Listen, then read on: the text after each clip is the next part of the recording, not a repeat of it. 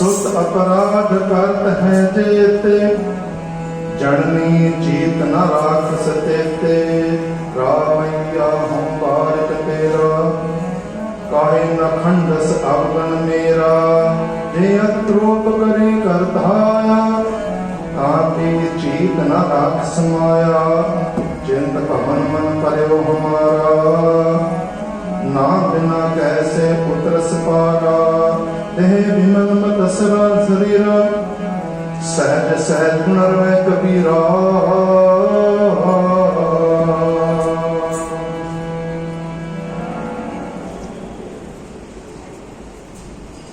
गुरु रूप खालसा साध संगत जीओ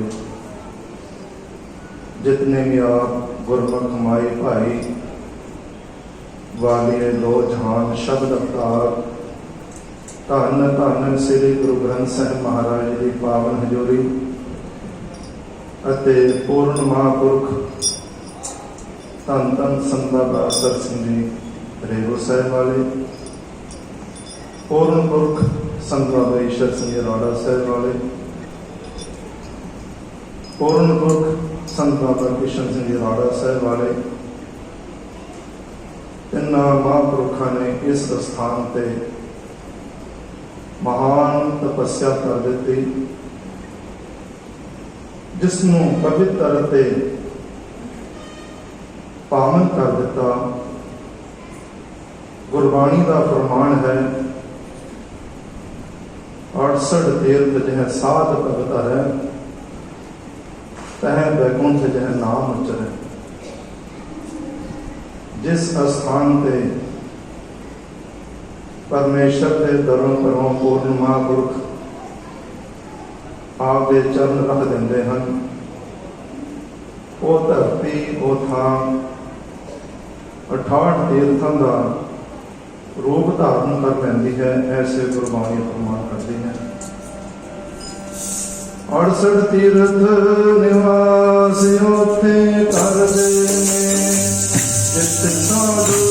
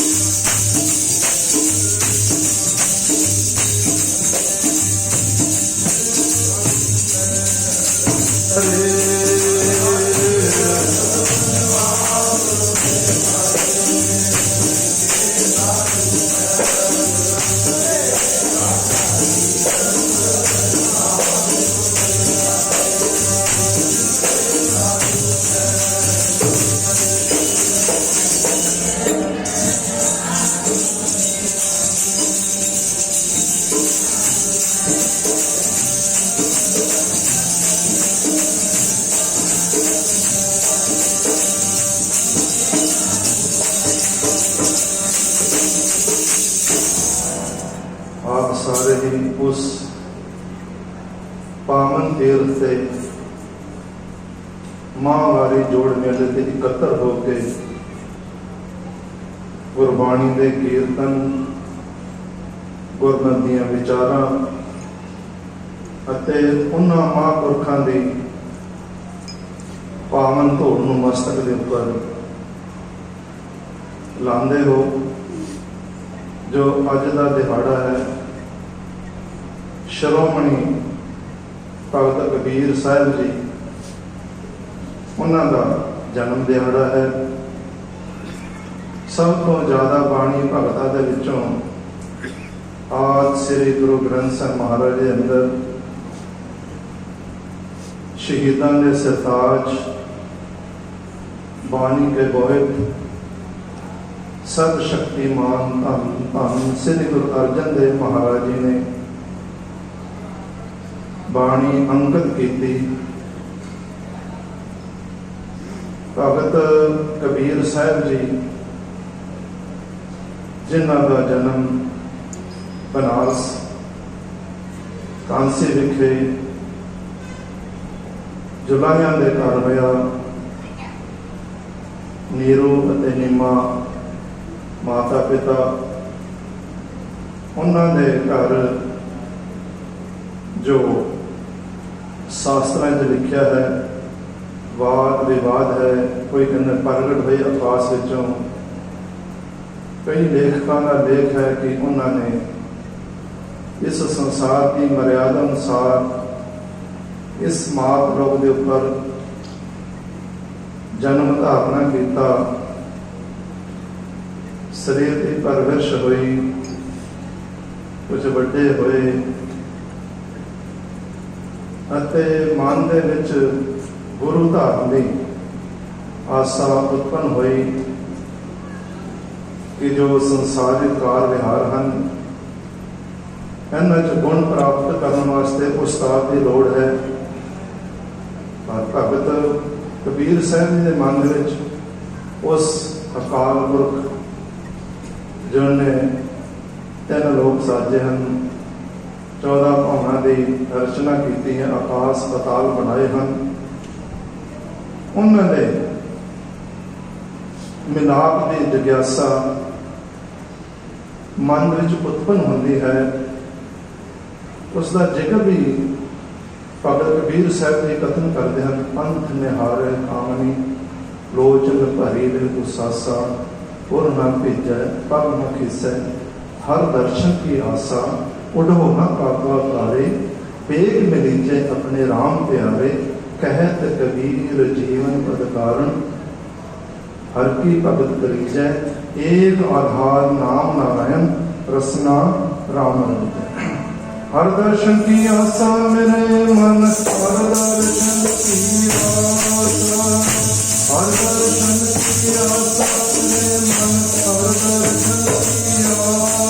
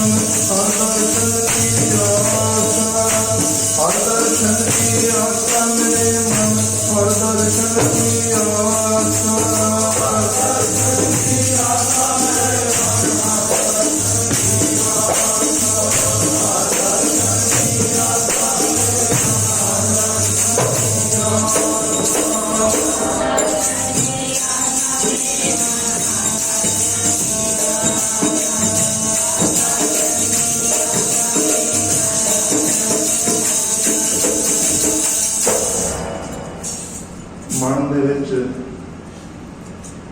परमेश्वर नूं मिलण दी जिज्ञासा उत्पन्न हुई, जो बनारस हिंदू मत का महान तीर्थ है। साधु महात्मा दीआं मंडलियां उस तीर्थ से जदों कुंभ के मेले लगते आउंदे इशनान करते, उस मत अनुसार कोई तीर्थां के इशनान का फल मनते हैं। एक बार साधु मंडली आई, भगत कबीर जी भी गंगा के किनारे पहुँच जाते हैं। बनास के नेड़े यह गंगा बह के फिर कलकत्ते उस समुद्र मिल जाती है। उत्थे बनास के संगम है, जमुना गंगा ਅਤੇ गुप्त रूप सरस का मेल होता है। तो हिंदू मत वाले मानते हैं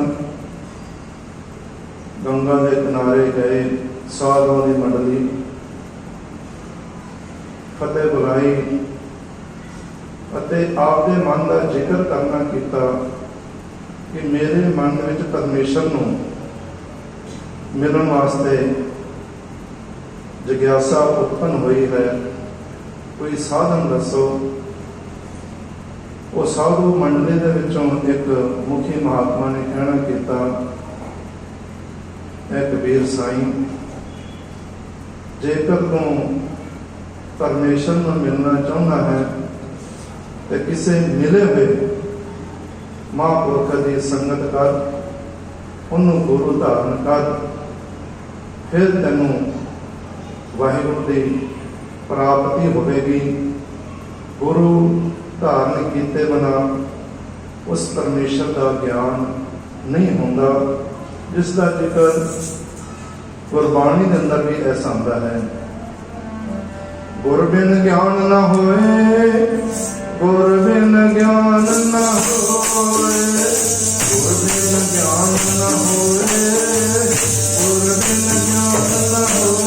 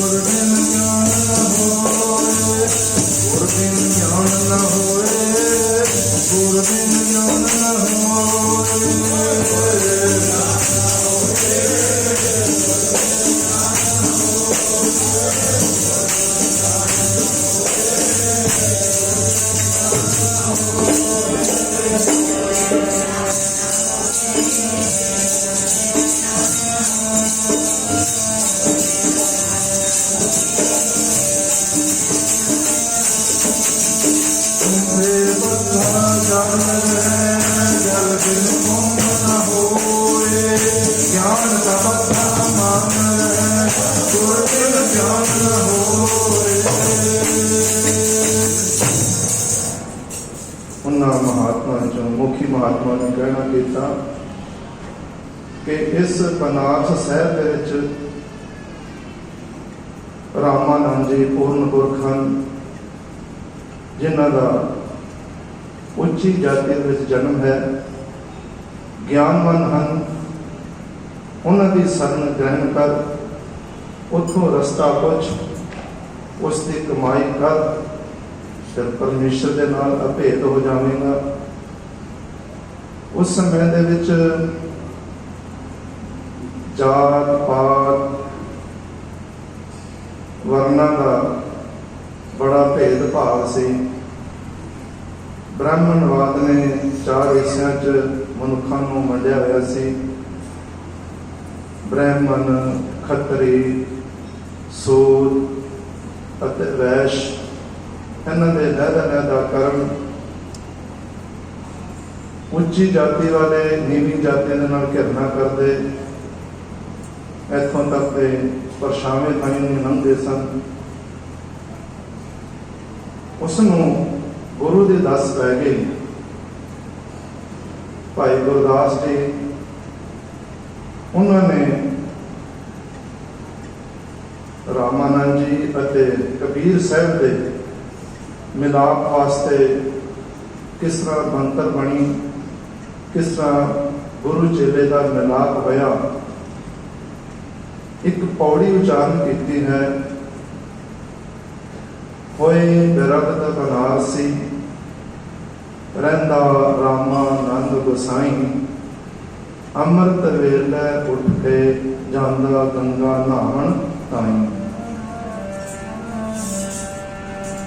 रामानंद गोसाई कांसी रहिंदे ने, रामानंद गोसाई कांसी रहिंदे ने।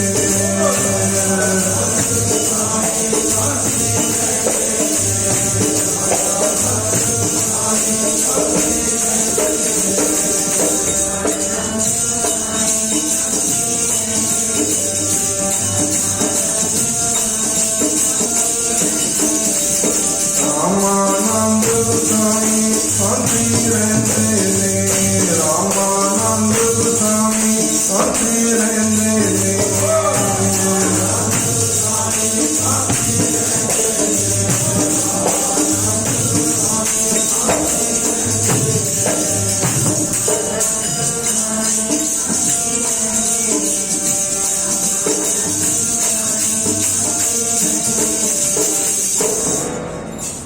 मुखी महात्मा ने कहना किया कि तेनों डायरेक्ट ते किसी ने लेना नहीं देना। उन्होंने जुगती दसी कि महापुरख रामानंद जी रोज अमृत वेले गंगा दे विच इशनान करने वास्ते जाते हैं। उस वेले वो अकेले होंदे हैं, कोई सेवादार नहीं होंदा। उन्होंने राह जाके पै जी, जदों ठोकर वजेगी पैरों की, जो रामानंद दे मुख तो बचन होण, उसनूं तो गुरु उपदेश मन के उसकी कमाई शुरू कर दे। अमृत वेले की महानता गुरबाणी के अंदर भी कथन किया है। अमृत वेला सच नाम वडियाई विचार, करमी आवे कपड़ा, नदरी मोख दवार। कर इशनान सिमर प्रभ अपना, मन तन कहे अरोगा। कोट विघन लाथे प्रभ सरना, प्रगटे भले संजोगा। कर इशनान सिमर प्रभ अपना, मन तन कहे अरोगा जी। कर इशनान सिमर प्रभ अपना, मन तन कहे अरोगा जी।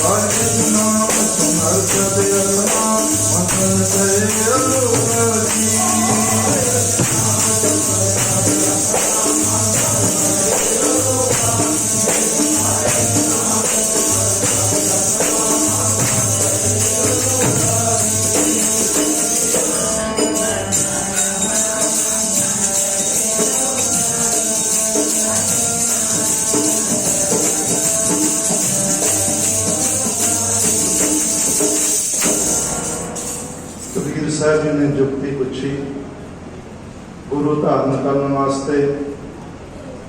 सारी रात नींद ना पई कि कदों समा आवे, गुरु का मिलाप होवे, मनोपदेश प्राप्त होवे, उसकी कमाई करके मैं वाहिगुरु दे विच अभेद हो जावां। रामानंद जी रोज अमृत वेले 2 बजे उठते, 2 बजे गंगा जी स्नान करने वास्ते जाते।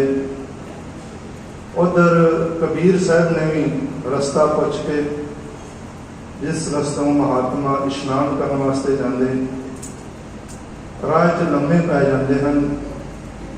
अंधेरी रात है, उधर वक्त होया, महापुरख रामानंद जी सावधान होंदे हैं अते इशनान करने वास्ते गंगा वाल चल पैंदे हैं। आपदी मौज च कदी नेत्र बंद कर लेंदे हैं, कदी खोल लेंदे हैं। वाहिगुरु दे रंग दे विच राम राम का सिमरन करते हुए जा रहे हैं। अचानक ही मनुखा शरीर में टेढ़ा वजया अते महापुरख रामानंद की विशालता, कोई दुर्वचन नहीं बोलिया कि यह कोई सौण वाली थां है। महापुरखा ने सह सुभाई कहने किया, रामे के राम समान। उस अकाल पुरख जो सारे रमया होया है, उसकी रचना बनाई हुई है, उस रमे हुए अकाल पुरख की तो संभाल कर कि उसका सिमरन कर। इस तरह गुरु के मुख तो बचन सुनिया, उठ के घर आ जाते हैं, शब्द की कमाई शुरू कर देते हैं। होए बिरगद बनारसी, रहिंदा रामा नंद गोसाई। अमृत वेले उठ के जांदा गंगा नहावन ताई।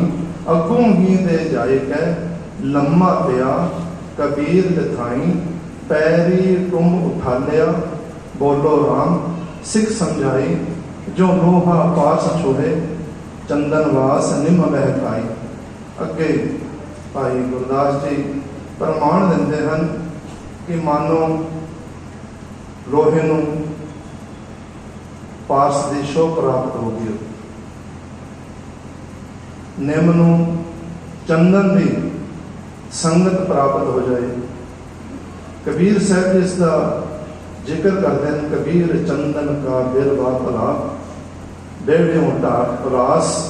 कोई भी चंदन होए रहे, बस है जो चंदन पास। चंदन हो जाते ने वसदे जो चंदन कोरे। चंदन हो जाते ने वसदे जो चंदन कोरे।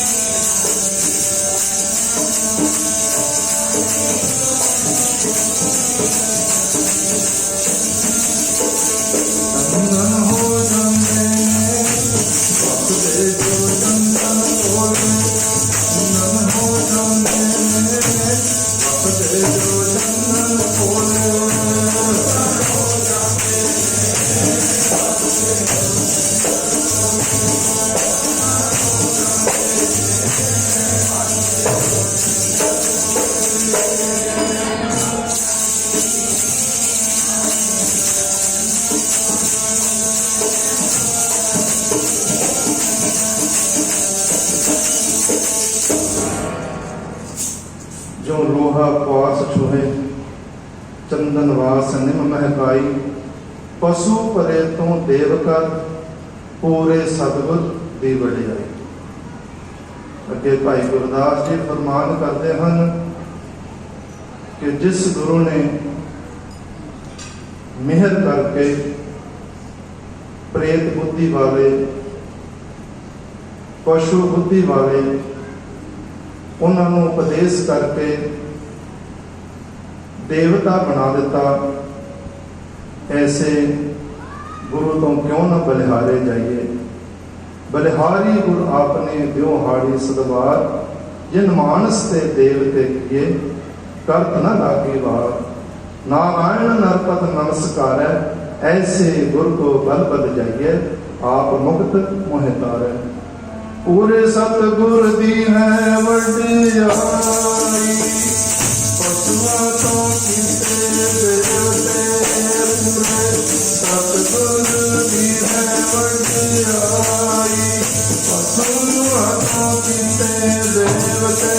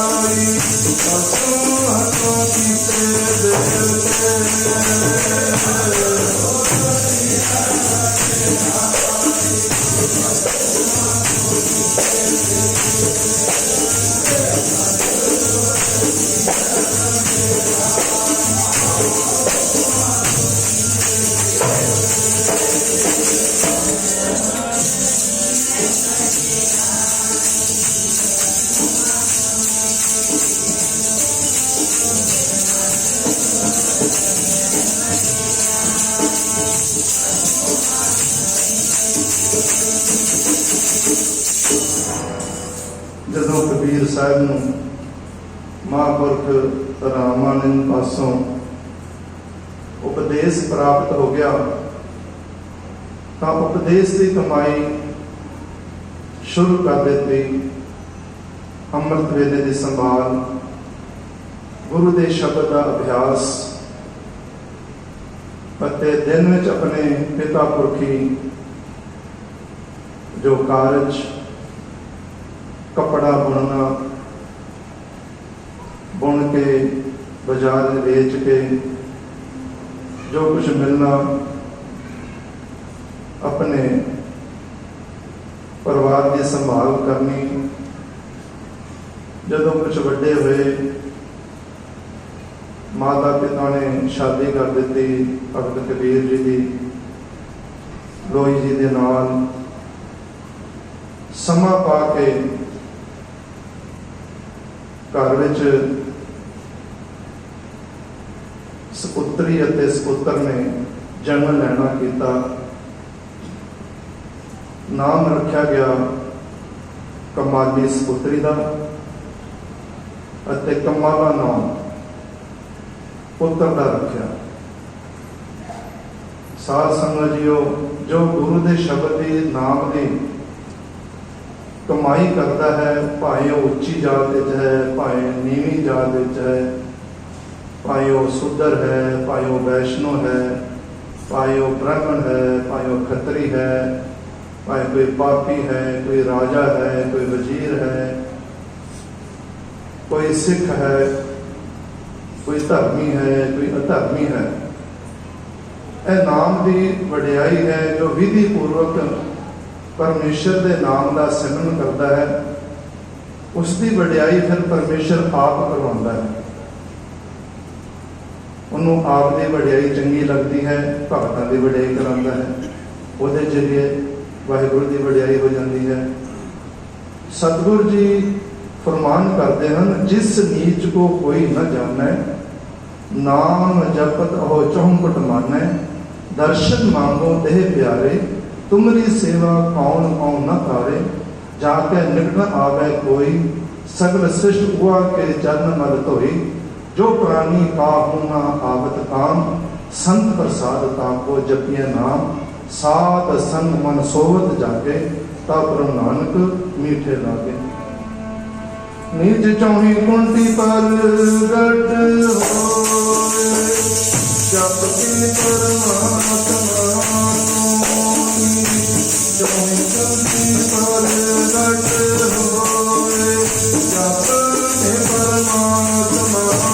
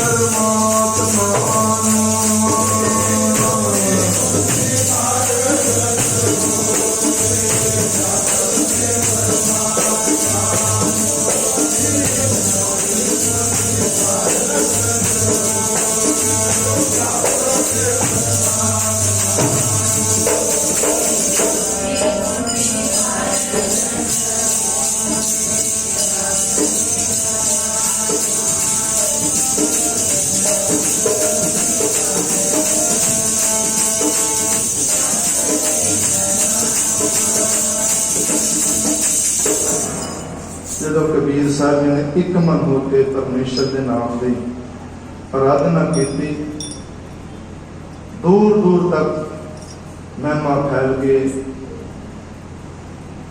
ਉੱਤਰ ਦੱਖਣ ਪੂਰਬ ਪੱਛਮ ਚੌਂ ਕੁੰਟਾਂ ਦੇ ਵਿੱਚ ਕਬੀਰ ਕਬੀਰ ਹੋਣ ਲੱਗੇ। ਆਪ ਜੀ ਦੀ ਮਹਿਮਾ ਨੂੰ ਸਰਵਣ ਕਰਨ ਵਾਸਤੇ ਦੂਰ ਦੂਰ ਤੋਂ ਪ੍ਰੇਮੀ ਆਉਣ ਲੱਗੇ। ਇੱਕ ਵਾਰ ਇੱਕ ਸਾਧੂ ਮੰਡਲੀ ਆਈ ਕਬੀਰ ਸਾਹਿਬ ਦੇ ਦਰਸ਼ਨ ਕਰਨ ਵਾਸਤੇ, ਪਰ ਉਹਨਾਂ ਦੀ ਆਸਥਾ ਸੀ ਤੀਰਥਾਂ ਦੇ ਇਸ਼ਨਾਨ ਕਰਨ ਦੀ।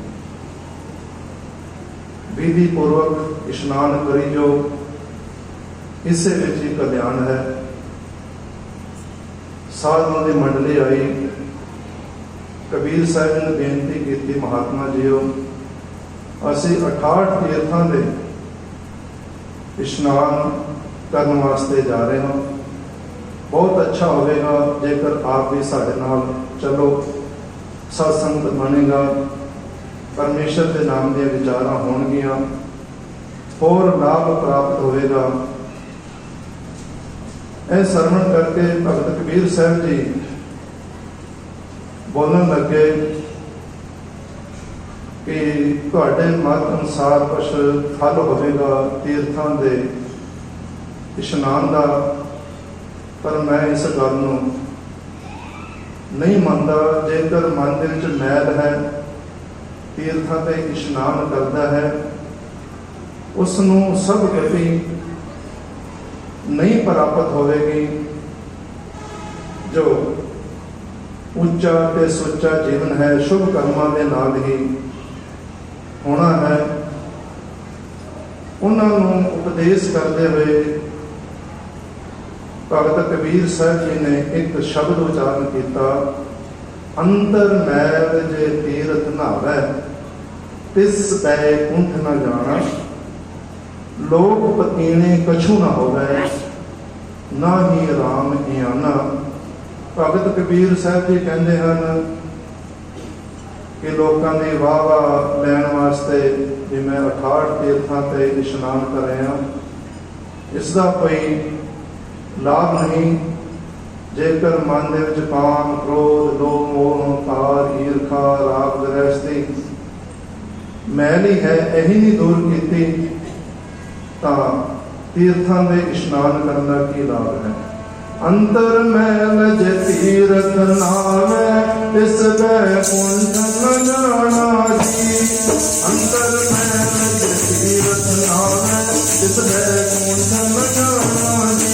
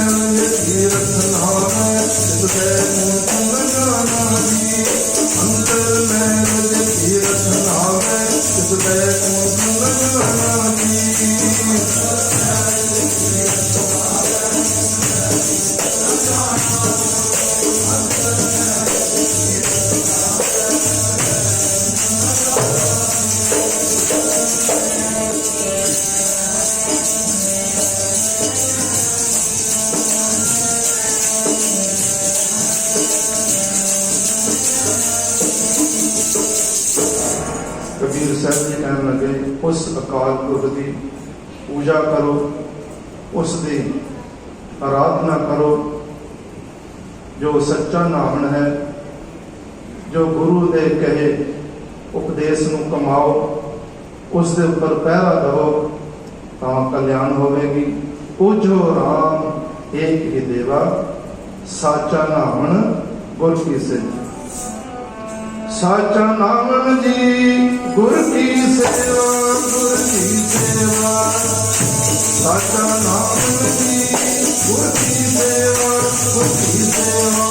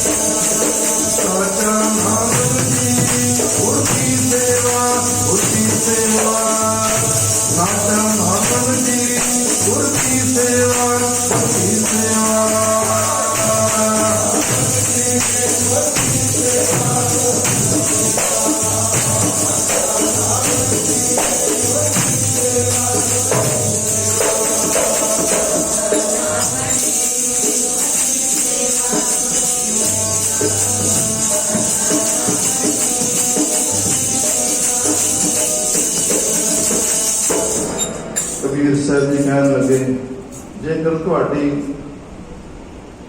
ਆਸਥਾ ਹੈ ਤੀਰਥਾਂ ਦੇ ਇਸ਼ਨਾਨ ਕਰਨ ਵਿੱਚ ਕਲਿਆਣ ਹੈ, ਉਸ ਦਾ ਫਿਰ ਜ਼ਿਕਰ ਕਰਦੇ ਹਨ।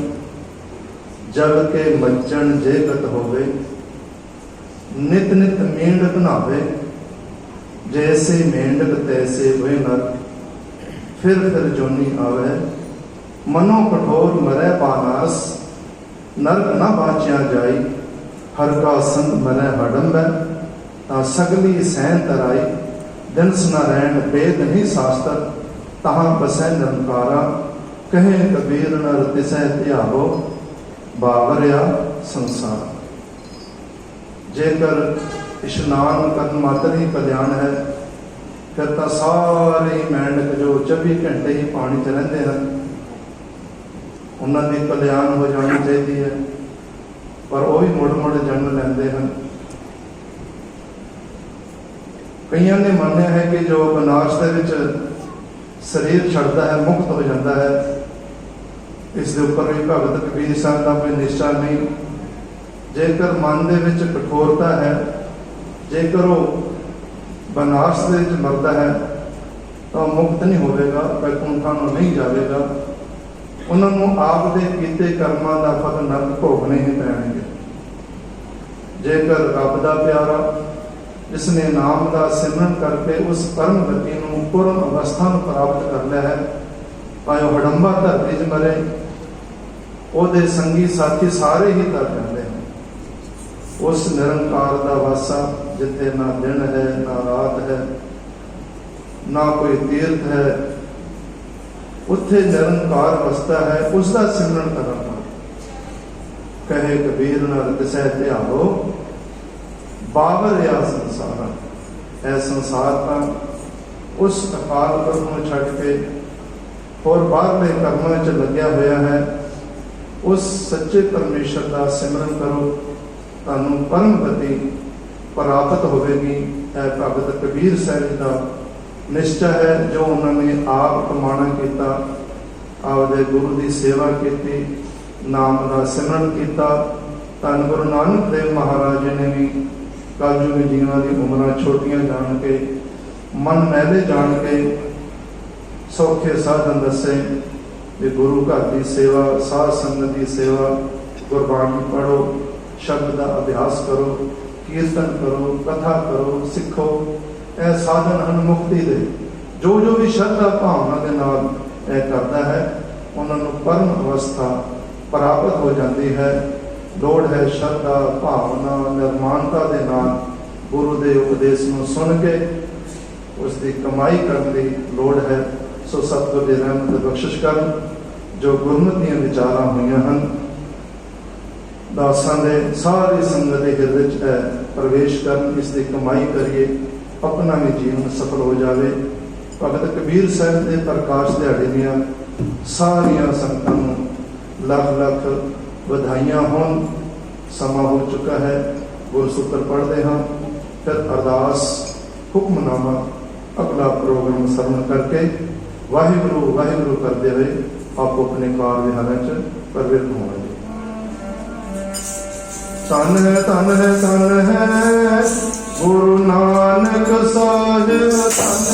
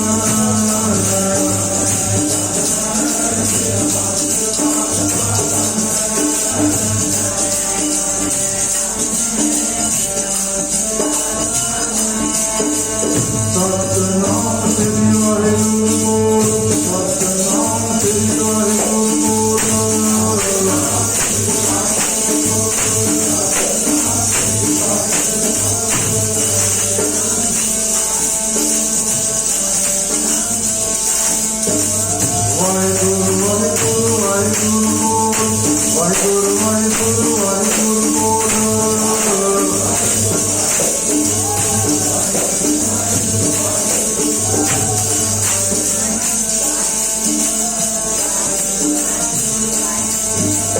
ਵਾਹਿਗੁਰੂ ਬੋਲ ਸਤਿ ਮਾਨੋ, ਵਾਹਿਗੁਰੂ ਬੋਲ ਸਤਿ ਮਾਨੋ।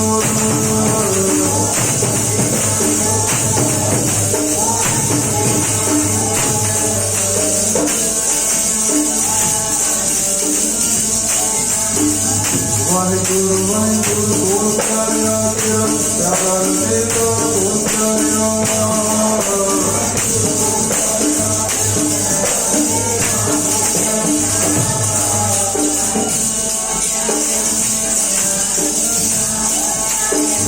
ਵਾਹਿਗੁਰੂ ਵਾਹਿਗੁਰੂ ਬੋਲ ਪਿਆਰਿਆ ਤੇਰਾ ਵਿੱਚ ਨਾ ਲੱਗੇਗਾ ਬੋਲ ਪਿਆਰਿਆ।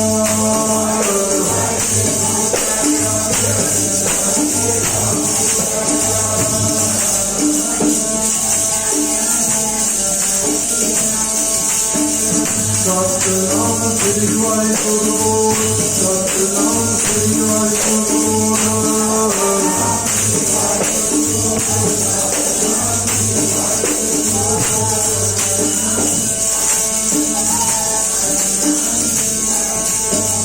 ਵਾਹਿਗੁਰੂ ਬੋਲ ਸਤਿ ਮਾਨੋ, ਵਾਹਿਗੁਰੂ ਬੋਲ ਸਤਿ ਮਾਨੋ।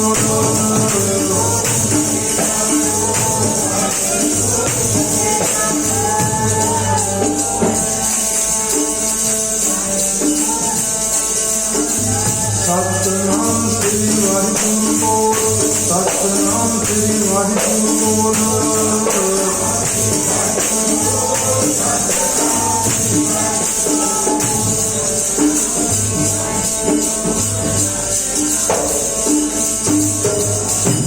शास्त्र में किसी ने हाजिर प्रमाण करनी और देखना रोशनी गुरु फतेह सांझी करिए। वाहिगुरु जी का खालसा, वाहिगुरु जी की फतेह।